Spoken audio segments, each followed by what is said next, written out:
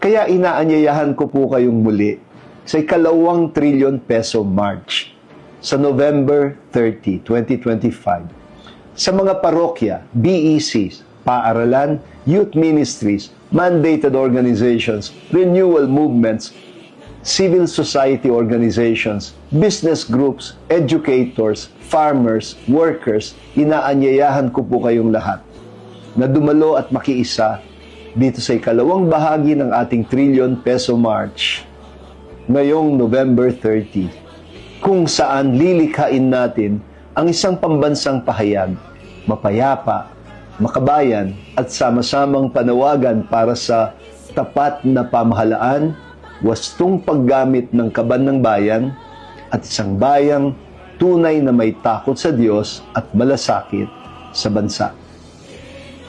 Ito po ay pangungunahan ng ating Episcopal Commission on Social Action, Justice and Peace sa diwa ng Synodality, kasama ang mga kinatawan ng mga civil society organizations. Naway maghari ang pag-ibig, hindi ang pagkamuhi. Maghari nawa ang katotohanan, hindi ang kasinungalingan.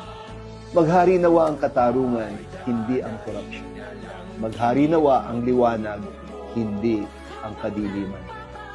At higit sa lahat, naway maghari si Kristo sa puso ng bawat isa sa atin. Maraming salamat po at pagpalain nawa tayong lahat ng Panginoong Hesukristo, ang Hari ng Pag-ibig.